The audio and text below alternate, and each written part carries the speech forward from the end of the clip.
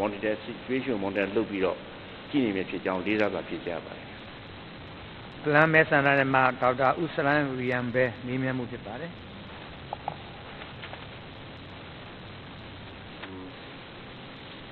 ်ဒီစာအပ်တော့ပြည်သူ့လွှတ်တော်ဥက္ကဋ္ဌကြီးနဲ့တကွပြည်ထောင်စုအဆင့်အဖွဲ့အစည်းဝင်များလွှတ်တော်ကိုယ်စားလှယ်များဧည့်သည်တော်များအားလုံးမင်္ဂလာပါ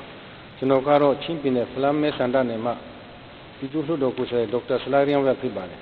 ်ကျွန်တော်မြင်မြန်လိုတဲ့မိခွန်းကတော့ချင်းပြည်နယ်ဖလန်းမြို့နယ်ရမ်တလူရွာကြီးလက်ကျင်းမာရေးဌာနခွဲအားကြီးလက်ကျင်းမာရေးဌာန Rural Health Center အဖြစ်တိုးမြင့်ပေးပါရန်အစီအစဉ်ရှိမရှိနဲ့ဆက်လက်တဲ့မိခွန်းကိုမြင်မြန်တော့မှာဖြစ်ပါတယ်ကျွန်တော်မြင်မြန်ရတဲ့အကြောင်းရင်းကတော့ဝေးလံခေါင်တီးပြီးလမ်းပန်းဆက်သွယ်ရေးအလွန်ခက်ခဲတဲ့ဒီတပ်မှာကျန်းမာရေးဆောင်ရှောက်မှုကိုခြေရောက်စွာလွှမ်းခြုံနိုင်စေရန်အတွက်မြင်မြန်ရခြင်းဖြစ်ပါတယ်ဥက္ကဋ္ဌကြီးခင်ဗျာချင်းပြည်နယ်ဖလန်းမြို့နယ်တွင်ဖလန်းမြို့ကရင်200ဆန့်စီယုံတယုံဖလန်းမြို့တူနာပြုတင်သားကျောင်းတစ်ကျောင်းတိုက်နယ်စီယုံ3ယုံချင်းလက်ကျမ်းမိုင်းဌာန10ခုချင်းလက်ကျမ်းမိုင်းဌာနခွဲ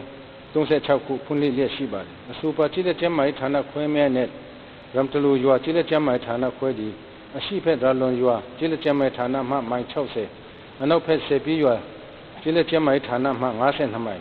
်မြောက်ဖက်တီဘော်တိုက်နယ်စီယုံမှမိုင်60ကိုဝေးပြီးဖလန်းဟာခါကာလမပေါ်တွင်တည်ရှိပါတယ်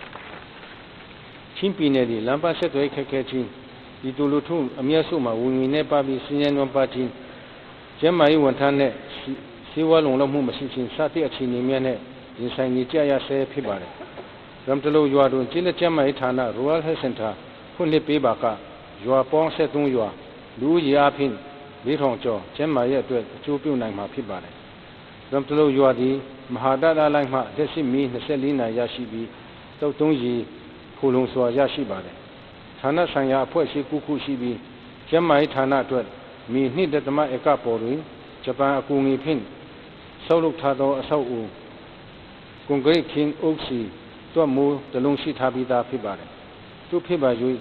ဖလန်းမြို့နယ်ရမ်တလူရွာကြီးလက်ကျန်းမာရေးဌာနခွဲအားကြီးလက်ကျန်းမာရေးဌာန Rural Health Center အဖြစ်တိုးမြင့်ဖွင့်လှစ်ပေးပါရန်အစီအစဉ်ရှိမရှိကိုဥက္ကဋ္ဌကြီးမှတဆင့်မြင်မြန်အပ်ပါတယ်အားလုံးကိုကျေးဇူးတင်ပါတယ်ကျမ်းမာရေးနဲ့အားသာဝန်ကြီးဌာနကဖြေကြားဖြစ်ပါတယ်လေးစားပါသောပြည်သူ့လွှတ်တော်ဥက္ကဋ္ဌကြီးနဲ့ပြည်သူ့လွှတ်တော်ကိုယ်စားလှယ်များခင်ဗျာကျွန်တော်တို့ချင်းပြည်နယ်ဖလန်းမြို့မဲဆန္ဒနယ်မှာပြည်သူ့လွှတ်တော်ကိုယ်စားလှယ်ဒေါက်တာဆလိုင်းရီယန်ဘဲဤမိကွန်းဖြေကြားမှာဖြစ်ပါတယ်မိကွန်းမှာတော့ဒီချင်းပြည်နယ်ဖလန်းမြို့နယ်ရန်တလူကြီးလက်ကျမ်းမာရေးဌာနခွဲကိုကြီးလက်ကျမ်းမာရေးဌာနပြီးအဆင့်မြင့်မှုကိစ္စဖြစ်ပါတယ်ဒီချင်းပြည်နယ်မှာဖလန်းမြို့နယ်ကိုကျွန်တော်ကြည့်တဲ့အခါမှာ Station Health Unit တစ်ခုရှိပါတယ်ကျေးလက်ကျန်းမာရေးဌာန Rural Health Center 9ခုကျေးလက်ကျန်းမာရေးဌာနကွယ် Sub Center 36ခုမိခင်နဲ့ကလေးကျန်းမာရေးဌာနတစ်ခုရှိပါတယ်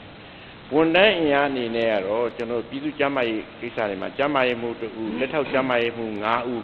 မြို့နယ်သူနာပြုအဆင့်2ဦးကျန်းမာရေးကြီးကြပ်1က2ဦးကျောင်းကျန်းမာရေးဆရာမ5ဦးနဲ့သားဖွားဆရာမ45ဦးကျန်းမာရေးကြီးကြပ်နှစ်က42ဦးတို့ဖြင့်ဒီ9000ကျော်သောပြည်သူများပြည်သူ့ကျန်းမာရေးစောင့်ရှောက်မှုလုပ်ငန်းများဆောင်ရွက်ပေးပါတယ်ကျွန်တော်ဒီရန်တလူကျေးရွာကိုကျွန်တော်မြေပုံမှာကြည့်တဲ့အခါမှာကျေးလက်ကျန်းမာရေးဌာနဆိုင်ပြီးကျေးလက်ကျန်းမာရေးဌာနနဲ့ဆိုရင်သူ့မြောက်ဘက်မှာရှိတာဆိုရင်38မိုင်ဝေးပြီးကားမော်တော်ဆိုင်ကယ်နဲ့သွားလို့ရပါတယ်ခက်ခဲပါတယ်ရန်တလူကျေးလက်ကျန်းမာရေးဌာနရဲ့နေရာကိုကြည့်တဲ့အခါမှာလေသူ့မှာဒီကျေးလက်ကျန်းမာရေးဌာနပေးမယ်ဆိုရင်သူ့အနောက်မှာကတဲ့ထန်တလန်နဲ့ဟာခါဘက်မှာနေတဲ့ပြည်သူများကိုလည်းသူကဝန်ဆောင်မှုပေးနိုင်တာကိုကျွန်တော်သွားတွေ့ရပါတယ်ရန်တလူဒီလမ်းမကြီးဒ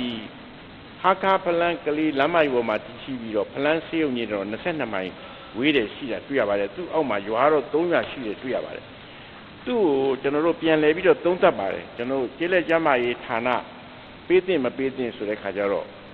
မပေးသင့်တဲ့အချက်က3ခုရှိနေတာတွေ့တော့ညာလဲဒီကအလွန်ခက်ခဲပါတယ်လမ်းပန်းဆက်သွယ်ရကျွန်တော်လည်းချင်းကို2ခေါက်လောက်ရောက်ပြီးတဲ့ခါကျတော့တော်တော်ခက်ခဲတဲ့အတွက်ဒီကျန်းမာရေးစောင့်ရှောက်မှုပေးဖို့အတွက်ကိုကျွန်တော်တို့ဒါကိုလုပ်ပေးပါမယ်အဲ့တော့ဒီ